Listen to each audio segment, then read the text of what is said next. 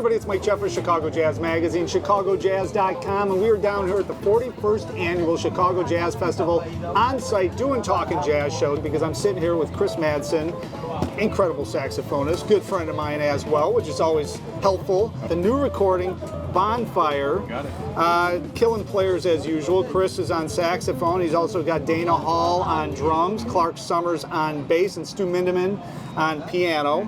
And you know, you do so many different things, I mean, which we're going to talk about. But let's talk specifically about this recording that's coming out. What is going on with this recording? I mean, it's you know, it's unbelievable. Yeah, well, that's what I'm saying. That's what I'm saying. This is boy, I have not dropped a record of original music in about 6 years now. So has it been 6 years? It's been about 6 years. Because you do a lot of social media stuff. Yeah. You do a lot of different things that we'll talk about. But 6 years, like a real record. It is kind of a record. I was doing lots of sideman work for that time, and I kind of put the leader thing on hold. But I'm back in the game now, and I've got a record called Bonfire, Chris Madsen Quartet, like you said. It's all original music, and part of the thing with this album is that it was sort of me revisiting some older tunes that I had sort of put the germs of the ideas down way back when I was in grad school in the early 2000s, and they were just sitting on my hard drive, and I was kind of poking around a little bit and thinking, some of these could actually work as tunes, you know.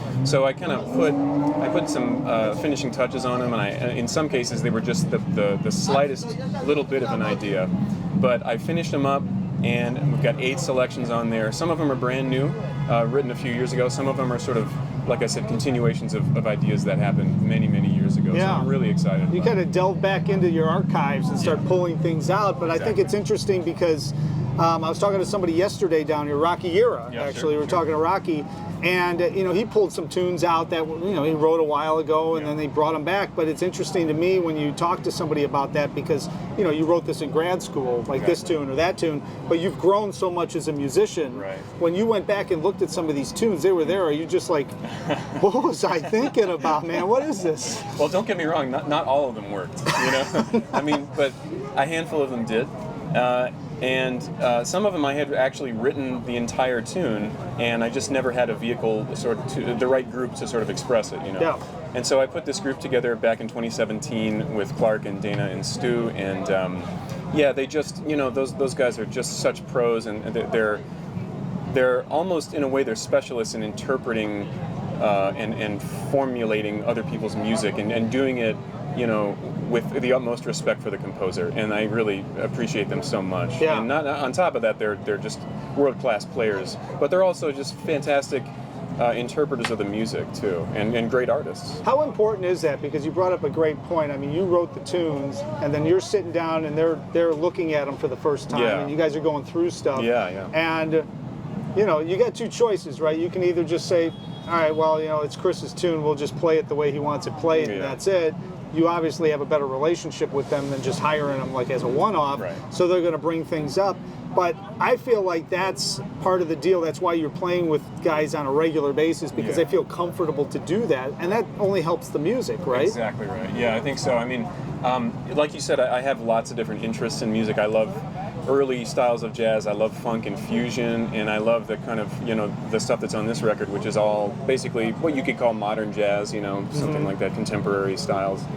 And I think having a regular group like that is, you know, based around interpreting your own music is just, the rewards pay off. I mean, and we just performed a few hours ago here at the fest, and you know, they bring it every time, and it's always a thrill to get your own music performed by people who really genuinely care about how it sounds, and they genuinely care about how you whether or not you're happy with their interpretation. That's so important too. You know, I mean, there's my biggest thing, and you know this. I mean, my biggest thing as a musician is to play with guys and play with guys that are not phoning it in. Yeah. And, you know, sometimes, hey, man, you know, I get it. I mean, you're playing restaurant gigs every night. You're going to phone some things in at a certain point and say whatever, you know.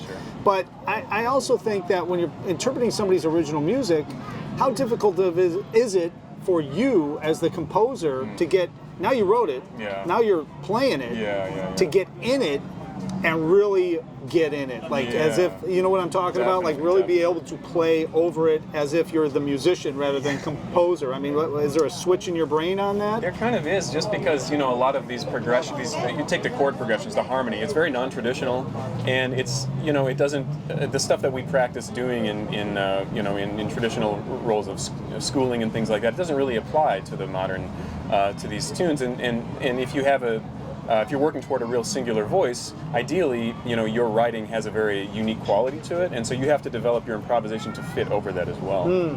And so, yeah, I mean, you know, you gotta hit the woodshed, as they say, you know, on your own stuff, and you know, sometimes it's best to have it memorized, and you know, the other guys have it memorized if possible. Just because that way, like you said, you really kind of get into the meat of the tunes like that. I mean, that to me would be the most. I mean, I'm just a drummer here, man. I quit music theory. I can't handle it. But to be writing everything and then say, okay, now I've got to attack this thing as if it's like I'm a musician now. You know, there's got to be a switch, I would imagine. It is definitely, it's different. It's like when you're composing something, you're not necessarily thinking, how am I going to improvise over this, or how is this going? How am I going to interpret this? You know, that's it's almost a secondary thought.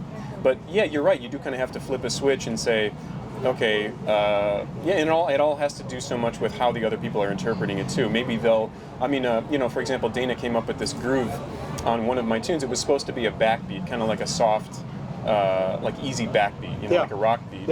And he came up with this thing. He took out the mallets and he played this kind of real amorphous groove on the toms, and it was in the moment. We hadn't talked about it. It was during it, and that's the take that we used. And I could see when he started doing it, he kind of looked up at me to say, "Is this all right?" Yeah. And I was just, "Yeah, of course, it's great." You know. Keep going. Man. Yeah, please. And that's the take that we used. So yeah, their input is crucial to that. I mean, I think that's key too. I mean, you know, because things organically will change, just like what you said. I mean, that I think is one of the hardest things to be writing original music and have it come out good.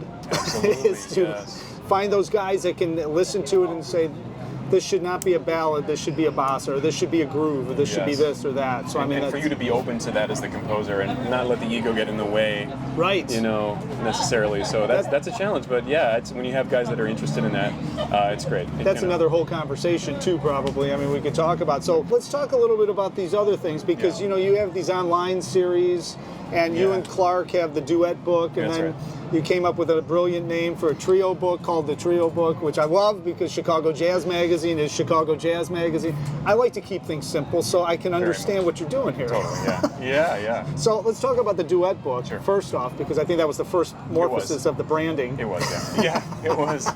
But it's interesting, right? So it's you and Clark. Talk about the premise of the whole thing. The idea behind the duet book is basically the repertoire was bebop repertoire. We really wanted to sort of limit it to that repertoire, and partially because you don't hear those melodies played on the bass very often. But almost all the melodies are myself and Clark playing in unison, unless we do something extremely fast, and it's basically impossible to play. Right. But yeah, all those eighth note melodies that were written for saxophone or piano weren't really intended for the bass, but Clark put some blood, sweat, and tears into all those, and he produces like crazy on those things. So that's basically the idea behind the duet book.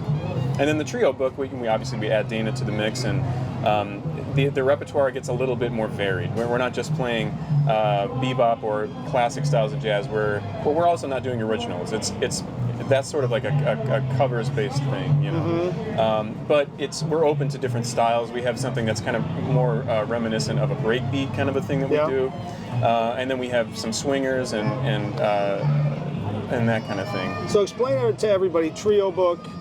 Duet book. I mean, are these books physical books people can buy? These are just videos? What are they? Well, that's a good question, and I've gotten that question many times. Because that's the question I'm going to get in the comments, so I'm asking. No, they're not actual books. It's more of a book of songs. You know, think of it as a songbook. Or a book of videos, if you want to think of it that way. No, it's more of a, you know, more of sort of just a collection. Yeah. So, another thing that you do, alternate jazz history, which I love the concept. It's all online. It's on YouTube, Facebook, probably, all the good stuff, everything. So explain what that is. Alternate jazz history is an idea that I had. I've always been sort of a rabid transcriber. And I was always sort of pushed in that direction. My teachers always said transcribing is very important, and I took that to heart. And they also told me it's very important to try to inhabit the body and the sound and the mind of whoever it is you're transcribing. Yeah. And so I found that came kind of easily. You know, not everything comes easy in music. That was one thing that I really could do. I could do impersonations of other saxophone players, and I could sound like them. And I figured, I don't know, let me just try this. I had an idea for. It just popped into my head for the first one, Don Bias improvising over giant steps.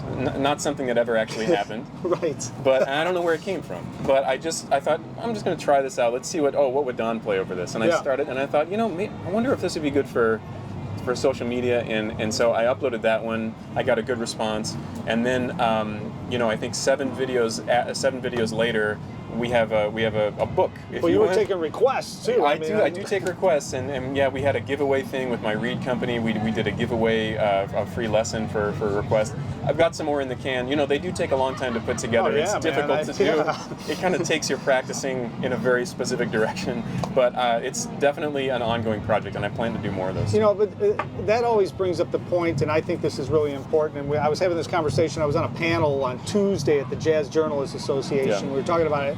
And I'm of the believer, and you tell me if I'm wrong, but I mean, your generation, my generation, around, in that area, Sure, yeah. we were exposed to a lot of different music. Oh, sure. I mean, I grew up, I was listening to Iron Maiden, I'm listening to all that stuff, Metallica, everything else. I'm listening to Led Zeppelin, I'm listening to the Beatles, I'm listening to, Herbie Hancock, I'm listening to whatever. Of course. And that builds into your playing. Yeah. And I love all the different styles. So I'm of the thought process now, because terrestrial radio is limited, I think artists are the new genre, meaning like it's not rock, blues, jazz, funk, whatever. It's Chris Madsen. Very much, it's yeah. Mekhi McCraven. Yeah, it's whoever, Yeah. And so when you're doing this stuff, this is just stuff that you love playing. You're probably not thinking. I mean, you play in a lot of different groups. You guys are playing funk tunes and everything else. I mean, so kind of wrapping everything together, you're basically not, I think you're just playing stuff that you really were influenced by and you just love playing. Is that? Absolutely. I mean, yeah, for sure. I mean, it's especially now with the ubiquity of the streaming platforms, and be that for better or for worse, really.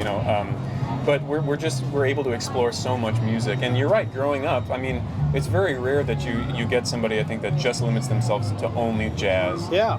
It's not realistic because there's so much more out there to explore. And to allow those influences into your playing.